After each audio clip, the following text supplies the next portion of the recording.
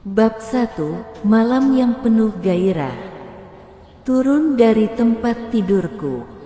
Pergi sekarang juga. Wanita itu mengangkat tangannya dan menyiramkan segelas air dingin ke wajah seorang pria. Andreas Malcolm menatap wanita itu dengan penuh amarah. Namun, tepat pada saat itu, dia melihat bekas ciuman di leher wanita tersebut.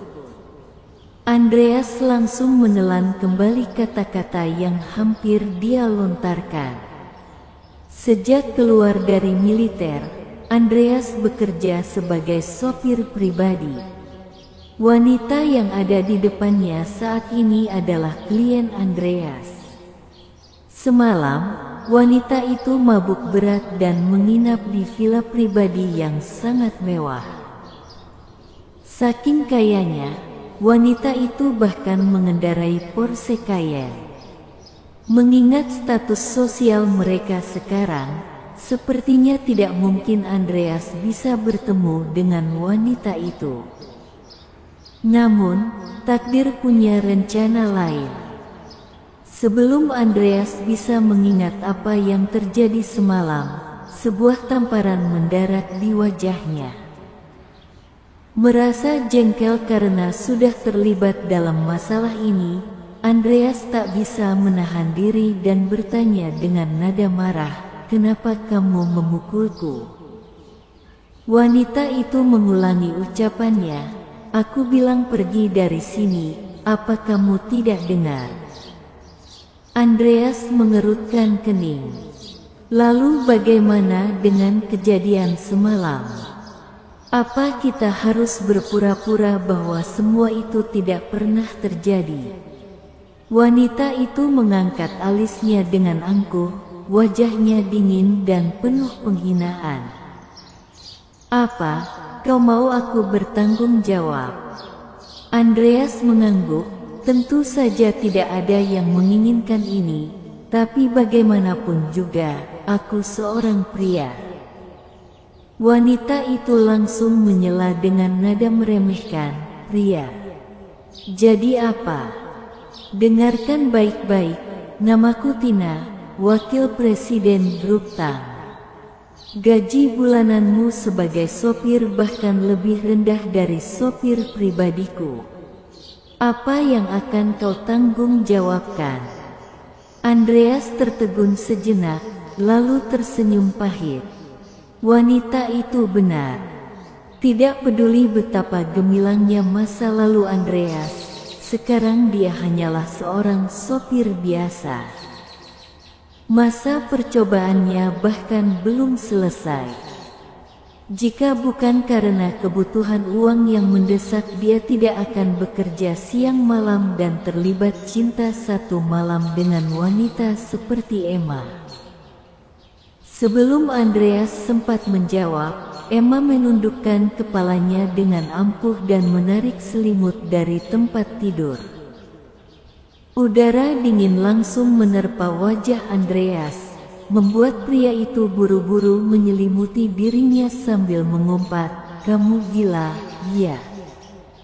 Emma menyeringai dan berkata dengan nada penuh ejekan, "Di depanku, sebaiknya kamu berhenti sok jantan. Apa salahnya dengan perempuan?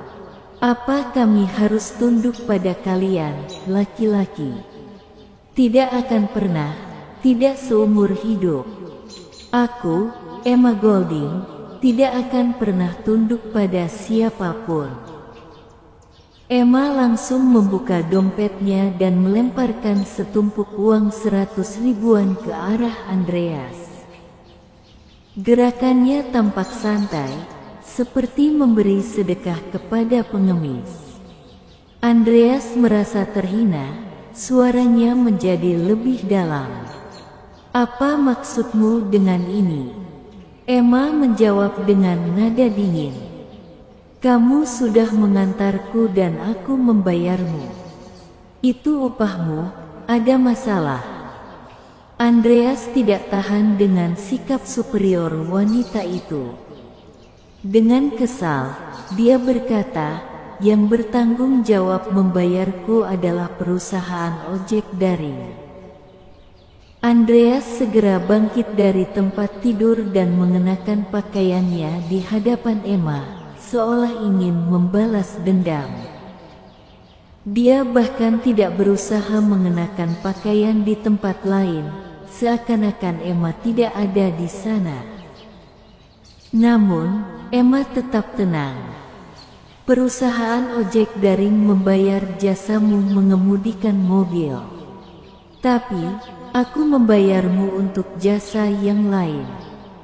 Andreas tidak langsung menangkap maksudnya. Akan tetapi, sesaat kemudian wajahnya berubah gelap dan dia berteriak dengan marah, "Emma, kamu pikir aku ini apa?" Emma menjawab dengan nada datar, "Kamu memiliki 7 tahun pengalaman mengemudi. Jadi, kamu cukup berpengalaman, kan?" Andreas dengan cepat mengancingkan kemejanya sambil menyeringai sinis. "Aku sudah melihat banyak wanita, tapi kamu adalah wanita yang paling cabul." Emma tertawa sinis. "Munafik." Andreas melotot. "Siapa yang munafik?" Emma tidak mau kalah. Dia berkata dengan tatapan tajam, "Kamu ini namanya standar ganda. Pria bisa bermain-main dengan wanita tanpa dihakimi, tapi wanita malah dicap buruk kalau melakukan hal yang sama. Siapa yang buat aturan itu?" Andreas berusaha mengingat kejadian semalam. "Tapi, tadi malam bukan kali pertama kamu melakukannya, kan?" Emma menjawab dengan santai, "Semalam adalah kali pertama aku melakukannya. Pertama kali dalam malam itu." Andreas merasa jijik. Begitu selesai mengikat sepatunya, dia lalu mengangguk singkat, "Baiklah, kau menang. Aku pergi." Emma melempar uang ke arahnya. "Ambil itu. Aku puas dengan kemampuan mengemudimu.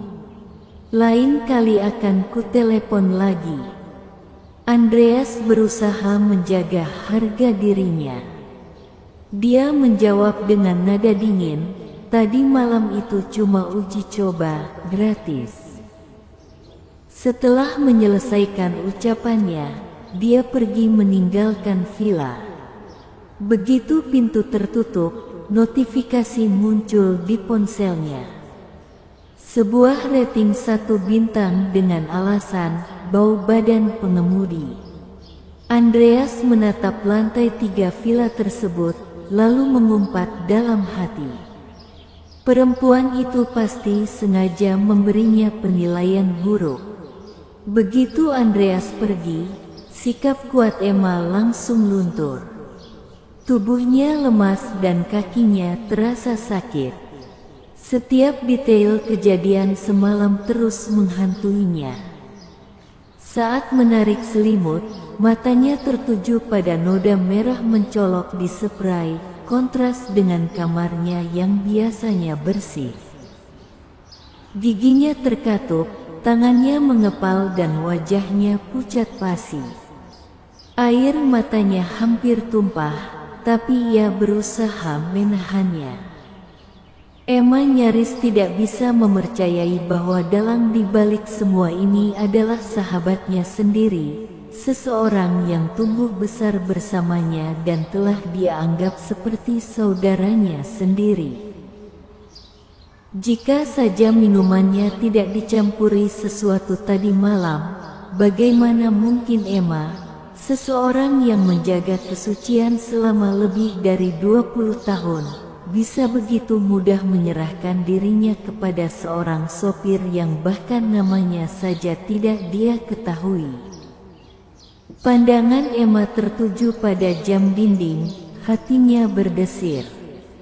3 jam lagi pesawat pria itu akan mendarat dan dia tak menyangka akan dikhianati oleh sahabat terdekatnya di saat-saat krusial. Namun, apa yang bisa dia lakukan sekarang? Menyerah. Dia sudah menunggu pria itu selama 2 tahun penuh dan sekarang keluarga Golding sedang berada dalam bahaya. Hanya pria itulah yang bisa menyelamatkan mereka dari kehancuran. Jika Emma menyerah sekarang, dia mungkin akan kehilangan bukan hanya cinta, tapi juga segalanya. Dia akan hancur berkeping-keping dan seluruh keluarga Golding akan musnah, tak ada yang luput. Sembari menekan semua emosi negatif, Emma berjalan menuju kamar mandi dan melepas pakaiannya yang tersisa. Sesaat kemudian, air shower membasahi tubuhnya dan uap hangat memenuhi ruangan, menyembunyikan sosoknya yang sempurna. Sambil menghela napas panjang, Emma mengelap uap di cermin dan menatap bayangannya. Sambil menggigit bibir, kepercayaan diri dan kekuatannya perlahan kembali. Bagi orang luar, dia adalah putri keluarga Golding yang anggun, CEO glamor yang menjaga kejayaan keluarga Golding. Akan tetapi, siapa yang tahu berapa banyak usaha dan keringat yang telah dia curahkan? Emma tahu dia tak bisa mundur, tak ada jalan keluar. Apapun rencana yang menunggunya, dia hanya bisa menghadapinya dengan berani. Mereka pikir bisa membuatnya tunduk dengan trik kotor ini. Mimpi. Saat Emma keluar dari kamar mandi, ponsel di meja berdering. Dia berjalan ke jendela dengan tubuh yang masih telanjang dan dengan tenang menjawab telepon. Suara wanita yang familiar dan penuh kasih sayang terdengar dari ujung telepon. Emma, apa kamu sudah bangun? Aku khawatir kamu akan bangun kesiangan. Pesawat Kaksander akan segera mendarat.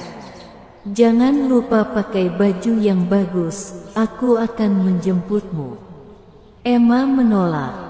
Tidak perlu, kita langsung bertemu di bandara saja. Wanita di ujung telepon pura-pura khawatir. Tapi, semalam kamu minum terlalu banyak. Apa kamu masih bisa menyetir? Emma menyipitkan mata dan menjawab dengan suara sinis. Tidak masalah. Aku akan memanggil sopir. Bersambung.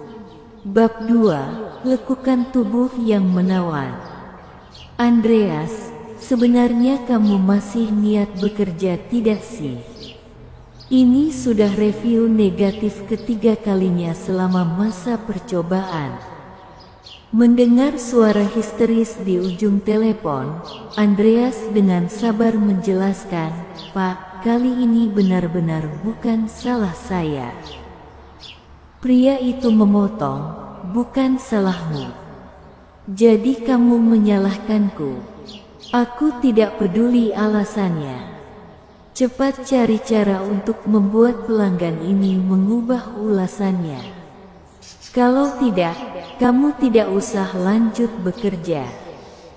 Andreas yang hampir tidak bisa menahan amarahnya langsung menjawab, jadi, kalau pelanggan memperlakukan saya dengan buruk, apa saya harus menerima begitu saja? Pria itu tertawa kejam. Kamu itu cuma seorang pengemudi ojek online. Yang kamu lakukan cuma memohon belas kasihan untuk bertahan hidup. Kenapa kamu bersikap angkuh begitu? Mau sok hebat? Andreas benar-benar marah. Enyahlah. Aku tidak mau meladenimu lagi. Pria itu menjawab dengan sinis, baiklah, kamu memang pemberani. Tidak perlu kembali bekerja. Kamu gagal dalam masa percobaan, tidak ada gaji, tidak ada komisi, dan deposit tidak dapat dikembalikan. Nada bicara Andreas menjadi dingin. Apa maksudmu? Pria itu sudah menyiapkan jawabannya. Apa maksudku? Semua itu sudah tertulis dengan jelas dalam kontrak.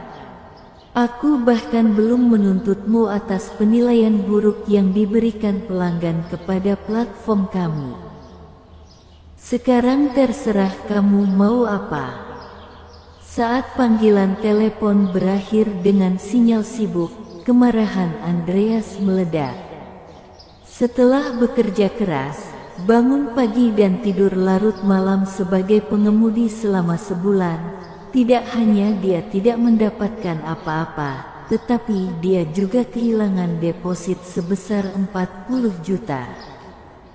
Bagaimana bisa seseorang bersikap begitu tidak adil? Jelas bahwa dia telah ditipu oleh perusahaan nakal ini. Dia ingin kembali dan meminta penjelasan, tetapi begitu dia mengangkat kakinya, Andreas ragu-ragu. Manajernya benar, semua itu telah tertulis dengan jelas dalam kontrak. Dia telah gagal memenuhi persyaratan platform terlebih dahulu. Jika mereka menggunakan hal ini untuk melawannya, sekalipun Andreas memprotes, dia tidak akan memiliki alasan untuk membela diri. Namun, apa yang bisa dia lakukan sekarang? Andreas berbalik dan melihat villa mewah yang berada tidak jauh dari sana. Dadanya bergemuruh dengan emosi. Di tengah perasaan yang rumit, dia menggertakkan gigi dan berjalan kembali ke villa tersebut. Ketika bel pintu berdering, seorang wanita tinggi muncul di hadapannya. Andreas mengenalinya. Wanita itu adalah Emma. Dia mungkin baru saja selesai mandi. Rambutnya masih basah dan pipinya sedikit merona. Saat Emma mengangkat alisnya, aura dingin dan menggoda terpancar dari dirinya. Aura dominan yang dia miliki begitu kuat sehingga terasa mampu menghancurkan pertahanan mental pria manapun. Meskipun Andreas sudah siap, napasnya masih tersengal, dan jantungnya mulai berdetak tidak terkendali. Dia bertemu dengan wanita cantik itu sejak tadi malam. Akan tetapi, pencahayaannya buruk dan Andreas tidak berani menatapnya terlalu lama. Bagaimanapun, Emma adalah kliennya. Kemudian, mereka berdua menghabiskan sepanjang malam bersama. Akan tetapi, siapa yang akan memperhatikan penampilan seseorang dalam keadaan seperti itu? Tubuh wanita itu memang luar biasa. Pada saat ini, Andreas tertegun dan semua kata yang telah dia persiapkan tersangkut di tenggorokannya. Dia tidak tahu bagaimana menggambarkannya, tetapi dia yakin ini adalah wanita tercantik yang pernah dia lihat dalam hidupnya. Sebenarnya, penampilannya tidak begitu menawan. Yang paling menonjol adalah auranya. Emma tampaknya memiliki cahaya alami yang memikat pikiran dan jiwa Andreas. Andreas secara naluriah mundur selangkah, menjaga jarak aman sekitar 2 meter. Kaki Emma yang ramping dan jenjang tampak begitu sempurna. Di bawah sinar matahari, kulit putihnya seolah memancarkan cahaya. Teksturnya yang halus seakan-akan mengundang sentuhan. Emma mengangkat sudut bibirnya dengan sinis. "Paman, ada apa lagi kamu di sini?" Andreas tidak repot-repot mengoreksi panggilan Emma kepadanya. Dia membungkuk sedikit dan berkata, "Aku datang untuk meminta maaf atas kejadian tadi malam. Apapun penyebabnya, yang jelas akulah yang bertindak gegabah. Aku tidak bisa mengendalikan diri. Emma mengangkat alisnya. Maksudmu aku yang menggodamu? Andreas buru-buru membantah. Bukan itu maksudku. Emma memotong dengan lambaian tangan. Dagunya terangkat dan nada suaranya terdengar makin dingin. Tidak perlu menjelaskan panjang lebar. Ya, tadi malam aku yang memulai duluan. Tapi aku sudah membayarmu. Kamu tidak menginginkan uangku, lalu kenapa kembali? Ada apa? Aku hanya ingin bersenang-senang. Jangan terlalu serius. Kalau kamu punya maksud lain, sebaiknya lupakan saja. Kita memiliki latar belakang yang berbeda.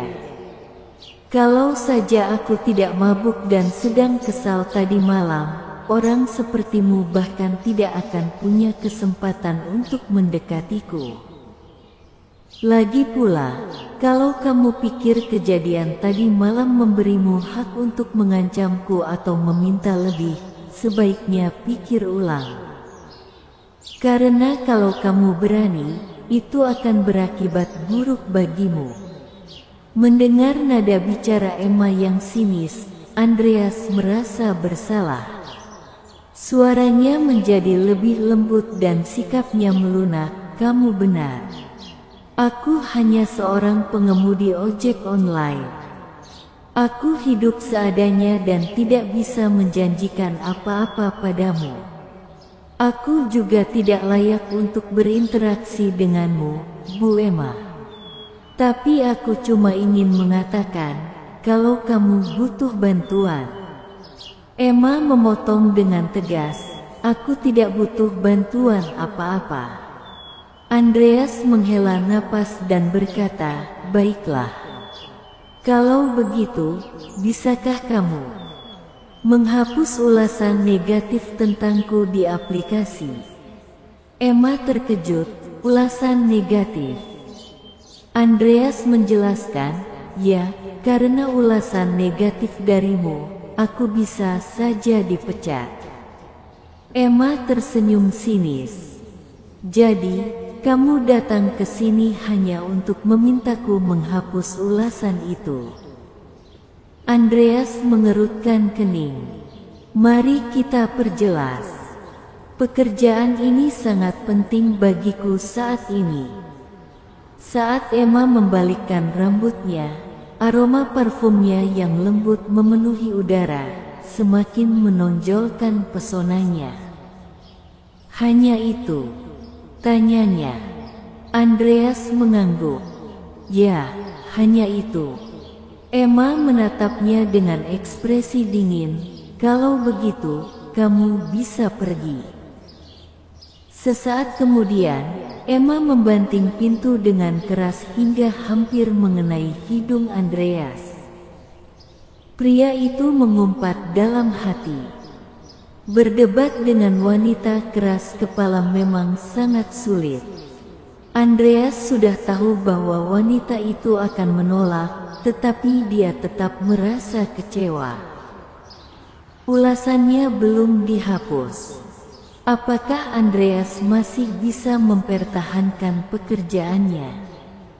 Jika dia kehilangan kesempatan untuk menghasilkan uang cepat ini, bagaimana dia akan membayar hutangnya? Apakah dia harus mengemis? Andreas sedang melamun ketika pintu tiba-tiba terbuka. Emma berteriak, "Berhenti!" Andreas tidak terharu dengan sikap Emma yang arogan dan tidak masuk akal. Dia menyeringai tanpa berbalik dan berkata, "Maaf, aku sudah berjalan cukup jauh." Emma tidak terpengaruh. Dia menyilangkan kedua tangannya dan menjawab, "Kamu tidak ingin ulasan negatif itu dihapus, ya?" Merasa diejek, Andreas langsung menghentikan langkah kakinya. Wajahnya tampak kesal saat dia berbalik. "Emma, apa sebenarnya yang kamu inginkan?" Emma mengangkat bahu dan berbicara dengan santai. "Aku berubah pikiran." Tanpa menunggu jawaban Andreas, Emma berbalik dan berjalan kembali ke dalam rumah, meninggalkan pintu terbuka lebar. Andreas ragu sejenak, lalu menggertakkan gigi dan mengikutinya masuk. Saat mencapai pintu, dia mendengar suara Emma yang terdengar menggoda. "Kupikir kamu punya nyali besar dan tidak akan kembali."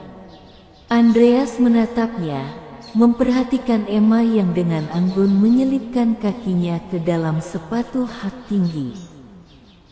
Gerakan anggunnya, terutama lengkung betis dan lengkungan kakinya, menciptakan garis yang hampir sempurna dan menggoda.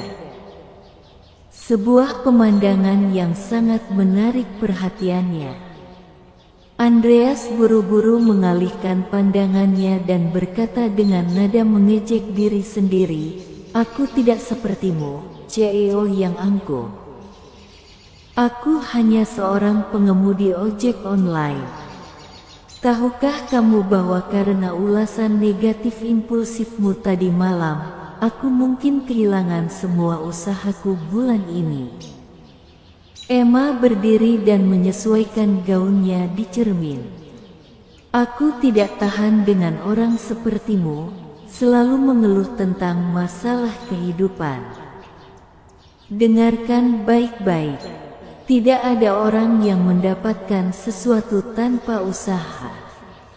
Kamu hanya melihat kesuksesanku, tapi tahukah kamu berapa banyak usaha yang telah kulakukan di balik layar?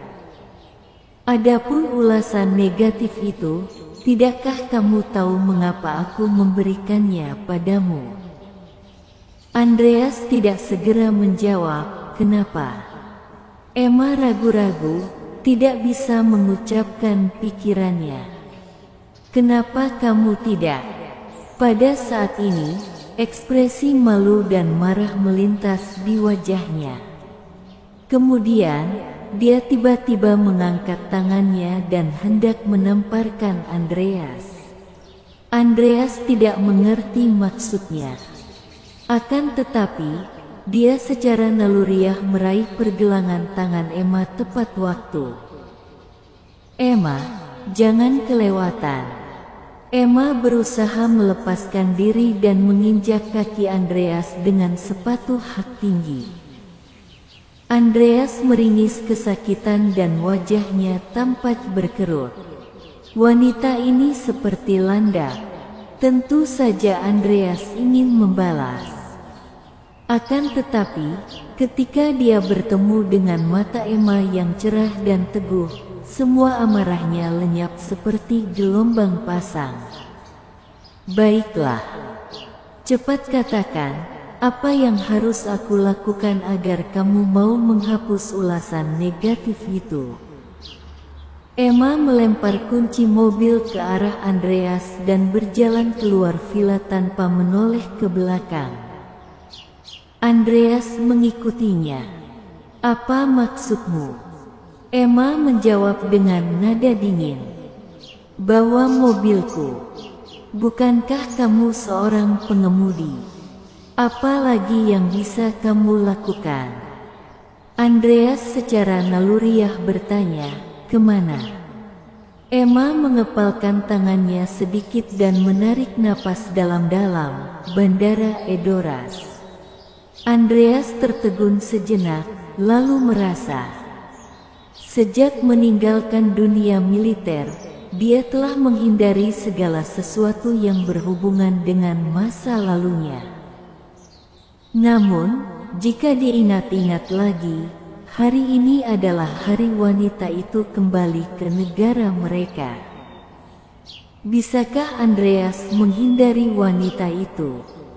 Bersambung. Bab 3, bertingkah sembrono di depan umum.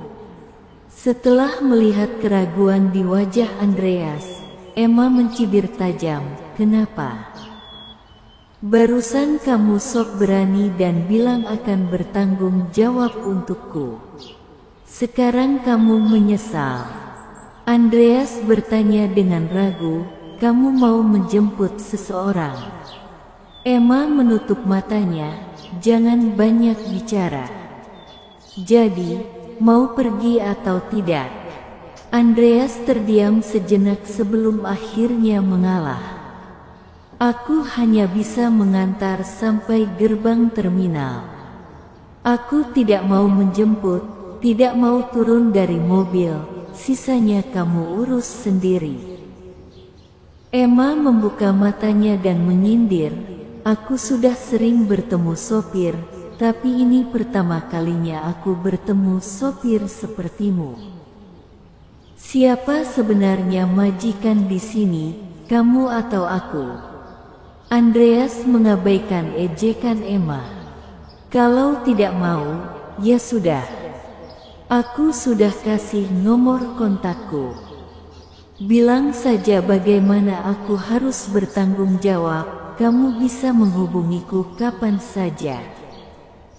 Tapi dengan satu syarat, hapus ulasan negatif itu. Saat Andreas hendak melepas sabuk pengaman dan keluar dari mobil, Emma menarik napas panjang, ayo, jalan. Andreas melirik ke arah spion dengan tatapan penuh arti, lalu memilih diam dan melanjutkan perjalanan. Mobil melaju kencang, dan bandara Edoras mulai terlihat di kejauhan. Namun, suasana di sana tampak berbeda.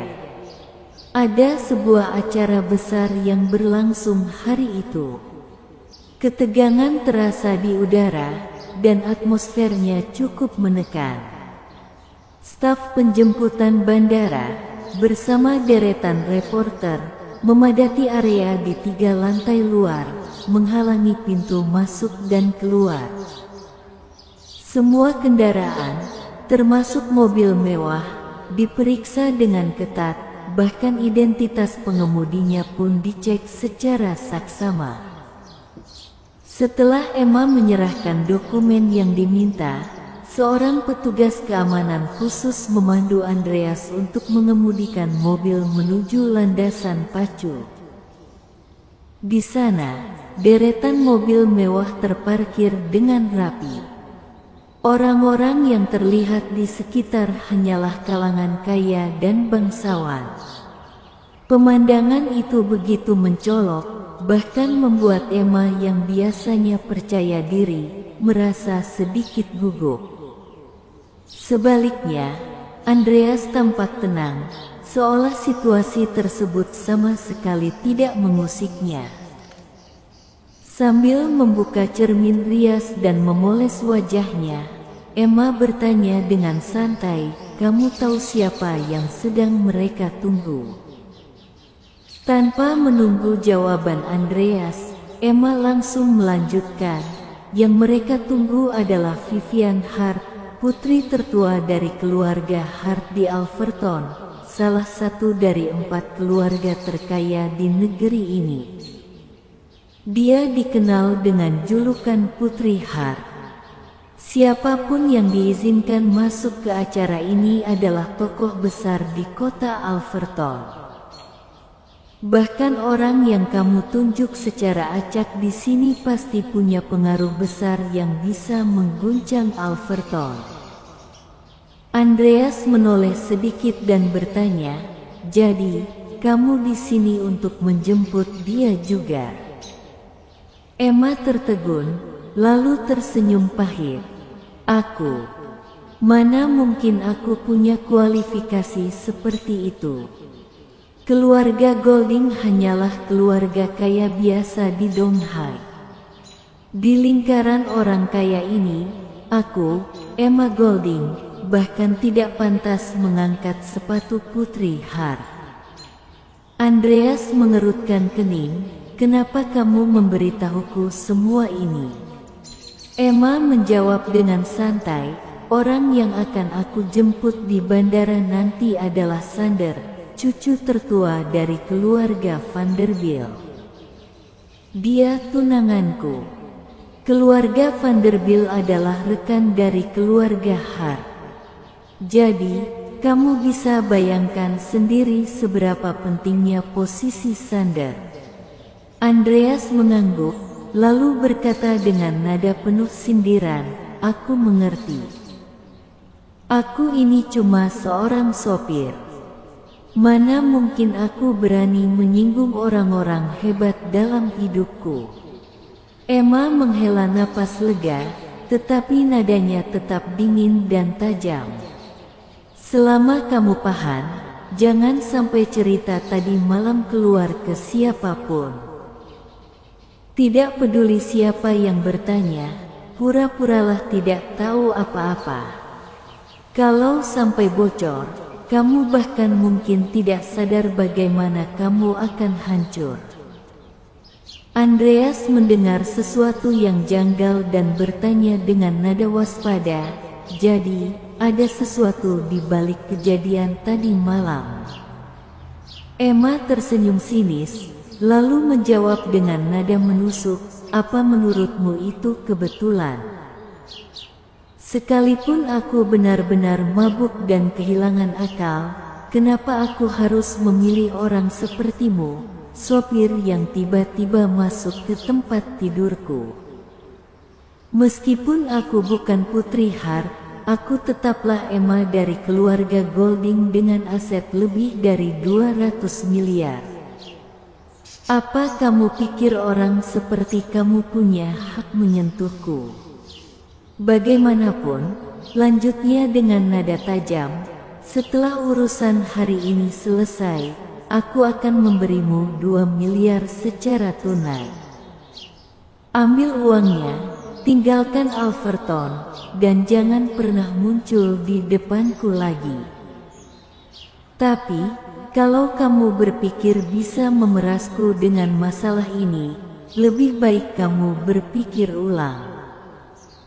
Kalau kabar aku selingkuh dari cucu keluarga Vanderbilt menyebar, reputasiku akan hancur. Tapi, untuk orang biasa sepertimu, kamu bahkan takkan punya kesempatan untuk bertahan."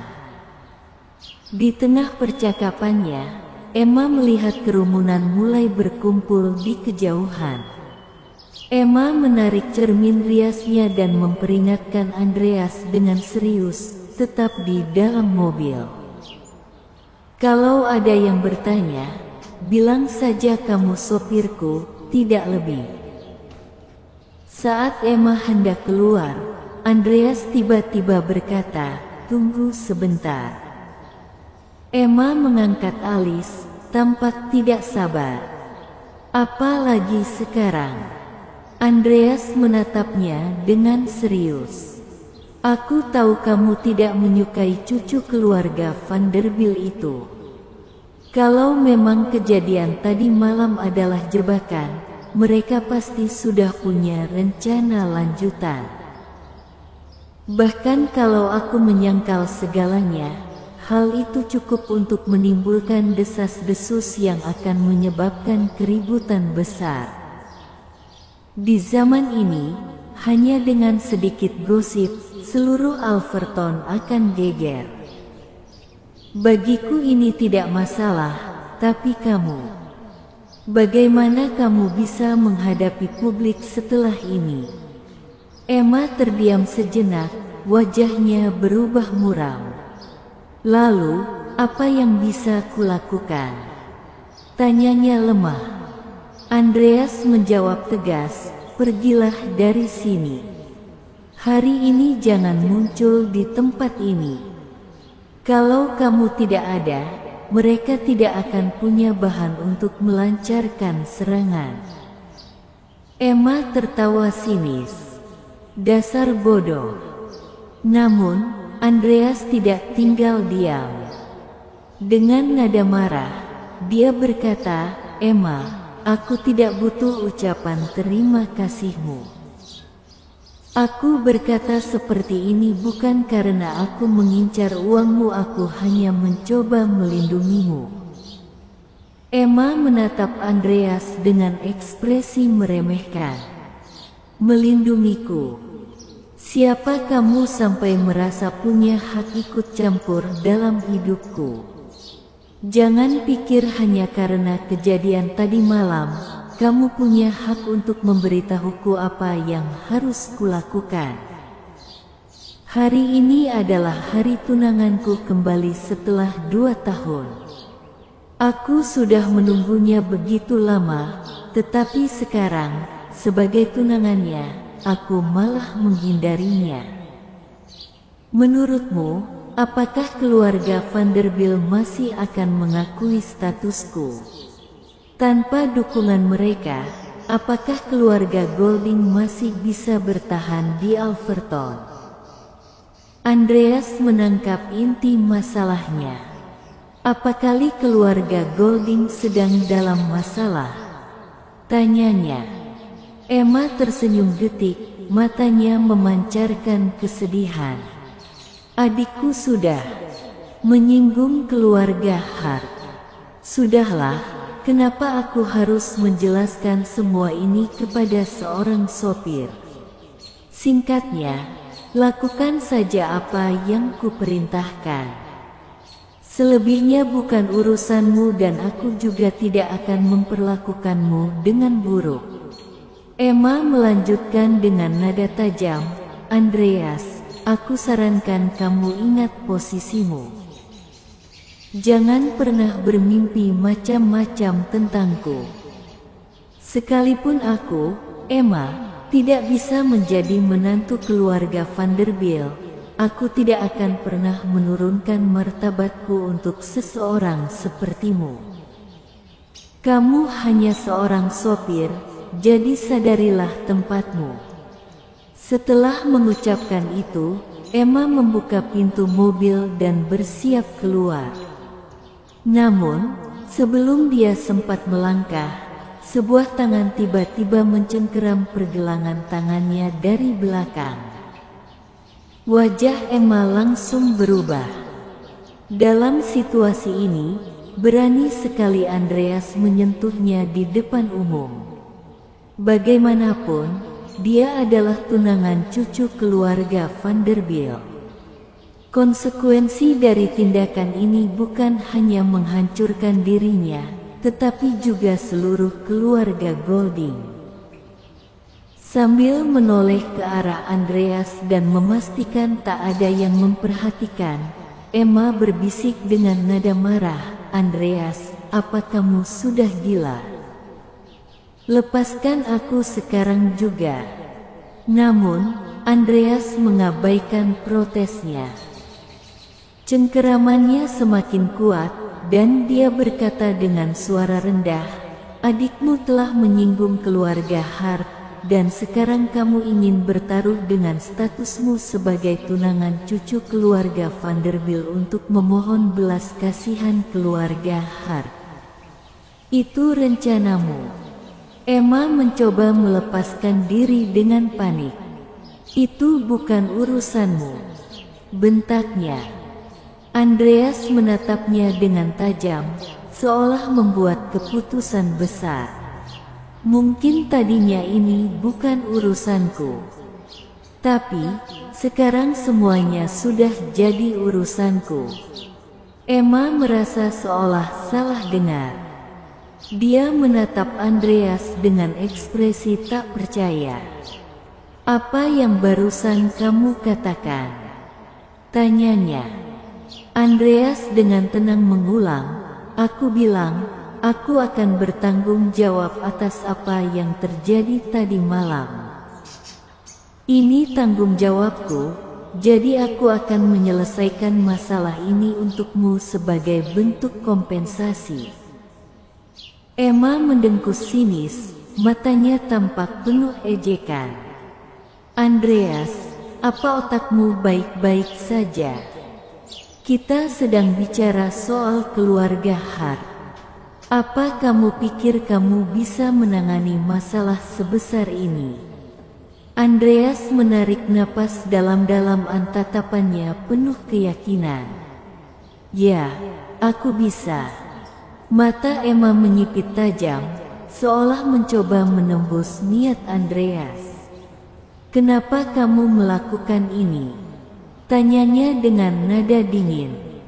Andreas menjawab tegas, suaranya penuh ketegasan, "Karena kamu adalah wanitaku." Bersambung.